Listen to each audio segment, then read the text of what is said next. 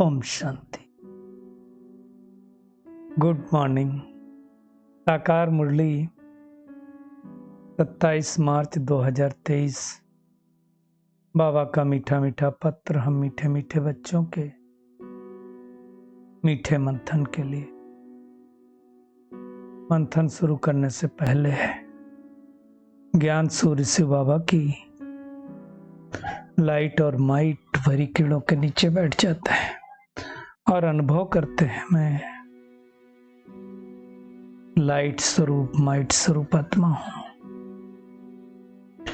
आज मुरली में बाबा ने मेन रूप से कहा, तुम क्या करो मीठे बच्चे, बाप समान निडर बनो। परमात्मा को कोई डर लगता होगा क्या? सोचो, किसी बात का डर नहीं है। अपनी अवस्था बाबा ने कहा साक्षी रखो। साक्षी रखो मतलब हर एक आत्मा के पार्ट को देखो, डिटैच होकर के देखो, तो सदा हर्षित रहेंगे, नहीं तो हर्षित नहीं रह सकते। जहां दूसरे के पार्ट को हमने देखना चालू किया वहीं हमारे अंदर इंफेरिटी कॉम्प्लेक्स आएगा, सोच आएगी, इनको ज्यादा अच्छा मुझे कम अच्छा, और फिर हम दुखी होंगे। तो बाबा उस दुख से छूटने की युक्ति बताता है कि साक्षी रहो और याद में रहो। याद में रहने से फायदा क्या होगा? अंतमति सो गति हो जाएगी। बाबा ने कहा लास्ट में विनाश होगा तो बहुत कुछ होगा, धरती कंप आया, मकान गिरा। अब अगर हम डिटैच होंगे, परमात्मा की याद होगा, याद में होंगे तो अंतमति सो गति हो जाएगी, हमको वही याद आएगा लास्ट में। तो वो ध्यान देना है। आज बाबा ने प्रश्न में पूछा, खुश नसीब बच्चे सदा फ्रेश और हर्षित रहने के लिए कौन सी विधि अपनाते हैं? बाबा ने कहा जो खुशनसीब बच्चे होंगे वो दिन में 2 बार स्नान करेंगे। कौन से स्नान की बात कर रहा है बाबा? ज्ञान स्नान की बात कर रहा है। बाबा ने कहा जो बड़े आदमी होते हैं फ्रेश रहने के लिए 2 बार नहाते हैं। क्यों? फ्रेश दिखते हैं और महसूसता भी होती है। ना नहाओ तो कैसा लगता है। ऐसे ही ज्ञान स्नान, आत्मा का स्नान क्या है? मुरली। तो बाबा ने कहा 2 बारी कम से कम। वैसे तो ज्यादा, जितनी बारी करें स्नान उतना अच्छा है। तो बाबा कहता है 2 बार स्नान करो। तुम बच्चों को भी ज्ञान स्नान 2 बारी करना चाहिए, बहुत फायदे हैं। तो ऐसे बाबा ने 6 फायदे बताए। 2 बारी ज्ञान स्नान करेंगे तो क्या होगा? सदा हर्षित रहेंगे, पहली बात। दूसरी बात, तकदीरवान बन जाएंगे। खुश नसीब हैं तो तकदीरवान बन जाएंगे। तीसरी बात, संशय किसी प्रकार का निकल जाएगा। क्यों? बाबा बार बार मुरली में पॉइंट सुनाता है तो संशय रहेगा नहीं। और सबसे बड़ी इंपॉर्टेंट बात बाबा ने बताई कि मायावी संग से बच जाएंगे। मुरली सुनेंगे, भगवान का साथ रहेगा, अच्छी अच्छी बातें सुनेंगे, तो दुनिया के लोगों के संग में हम क्यों जाएंगे? उनके संग से दूर हो जाएंगे, मुक्त हो जाएंगे। और 5वीं बात बाबा ने कही, बाप और टीचर भी खुश होंगे। परमात्मा जो हमारा पिता है, जो परम शिक्षक, वो हैप्पी होगा। और बाबा ने कहा गुल गुल फूल बन जाएंगे और अपार खुशी रहेगी। तो इतने सारे फायदा हैं, तो हमें 2 बार स्नान करने में क्या दिक्कत है? तो आज से संकल्प फिक्स करें। एक तो क्या करें, कुछ भी हो जाए मुझे सुबह 7 बजे वाली मुरली जरूर सुननी है ना? क्या करें?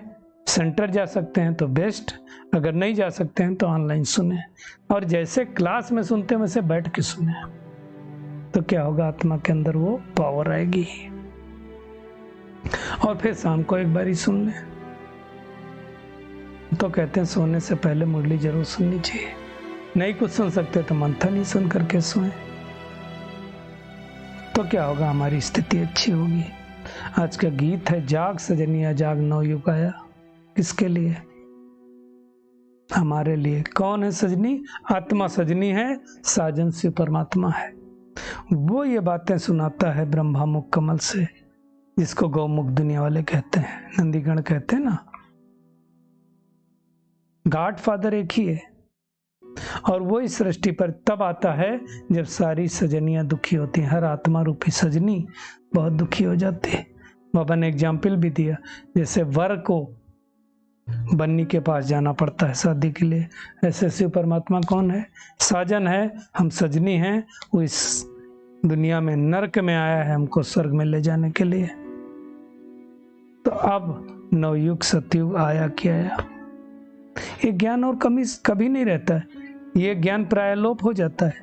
गीता के भगवान ने संगम युग पर सुनाया था, नाम डाल दिया श्री कृष्ण का, इसलिए गड़बड़ हो गया। बाबा कहते हैं 5000 वर्ष की बात है, 5000 वर्ष पहले भी स्वर्ग था भारत, अब फिर से मैं स्थापित कर रहा हूं। दुनिया में गीता में 18 अध्याय सुनाते हैं, है ना। बाबा कहते हैं योग लगने में, समझाने में तुमको थोड़ा टाइम लगता है, जो बाबा भी समझा रहा है। बाबा ने बहुत अच्छी बात कही कि ज्ञान योग दोनों भाई बहन हैं।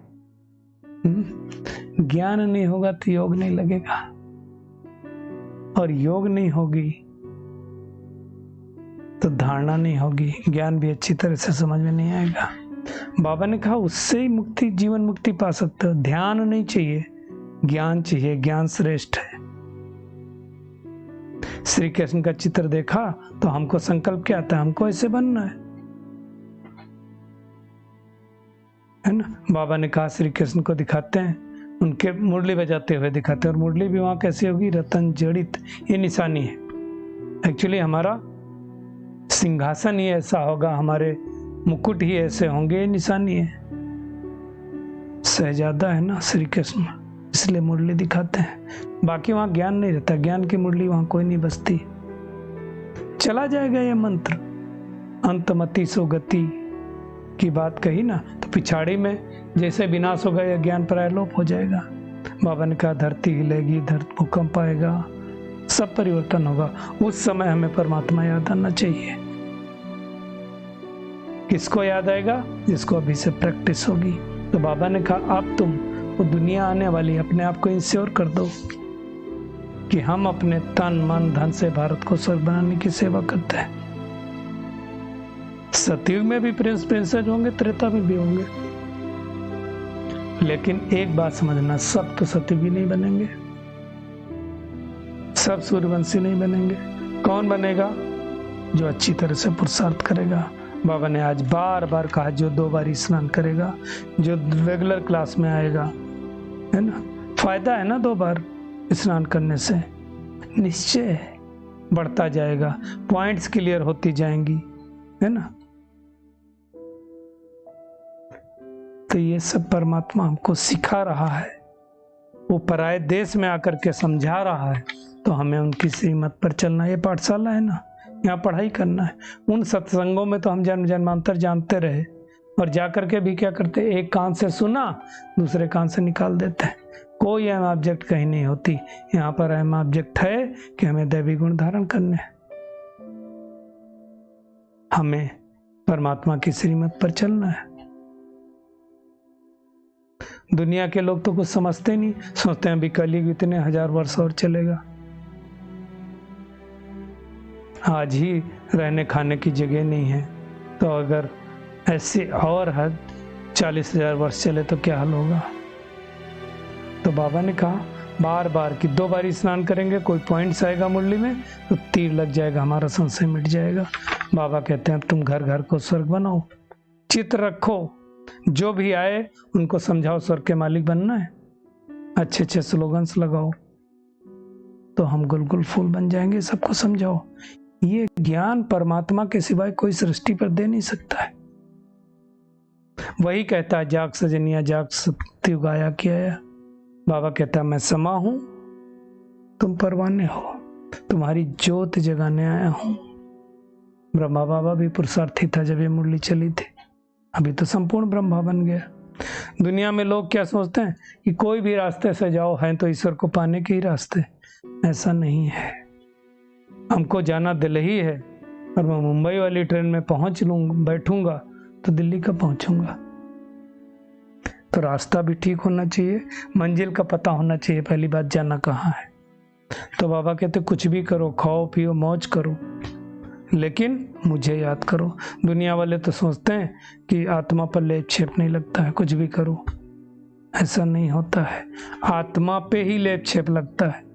बाबा कहता है ऐसे लोगों के संग में फंसना नहीं, संग से संभाल करना, हंस बुद्धि बनना है, स्वच्छ बनना है। स्वच्छ नहीं बनेंगे तो धर्मराज के द्वारा फिर तकलीफ होगी। विकर्म तो विनाश किए बगैर तो हम जा नहीं सकते, विकर्म तो विनाश ही करना है ना। तो शिव बाबा है हमारा दादा, ब्रह्मा के हम बच्चे ना, ब्रह्मा हो गया पिता, तो उस दादा को याद करेंगे। याद नहीं करेंगे तब तक हमारे विकर्म नष्ट नहीं होंगे और तब तक बात सही नहीं मिलेगी। बाबा कहता है भारत की तकदीर को लकीर में लग गई है, अब मैं आकर के फिर से भारत को तकदीरवान बनाने आया हूं। बाबा कहता है भगवान भी भारत के पीछे दीवाना बना कि भारत को हम फिर से हीरे जैसा बनाए, वही तो बना रहा है। भारत की कितनी महिमा है, भगवान भी यहीं पर आता है।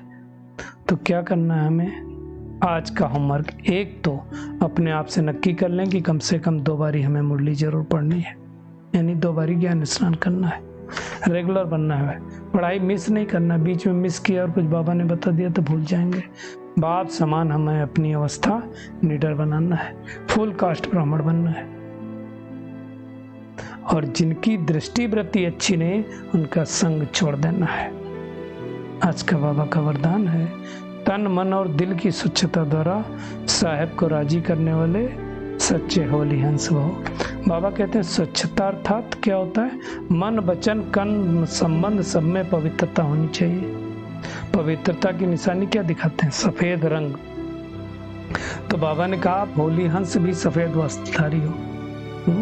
अक्सर करके बाबा के बच्चे सफेद कपड़े पहनते हैं, कंपल्सन नहीं है बट सबको ही अच्छा लगता है। बाबा कहते हैं वस्त्र तो पहनो ठीक है, लेकिन दिल साफ होनी चाहिए, स्वच्छ होना चाहिए दिल।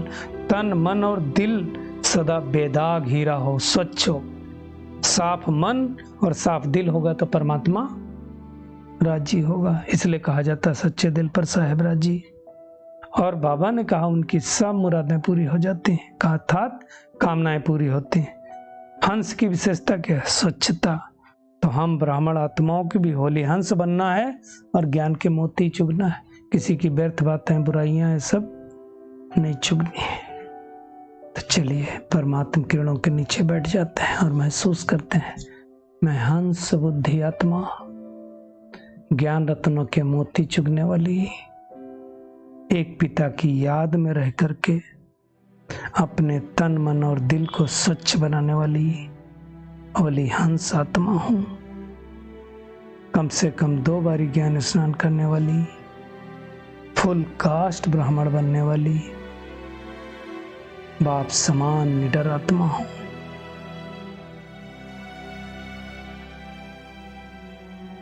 संशय बुद्धि से मुक्त, खुश नसीब, तकदीरवान आत्मा हूं। एक बाप के संग के रंग में रंगने वाली, कोटों में कोई आत्मा हूं।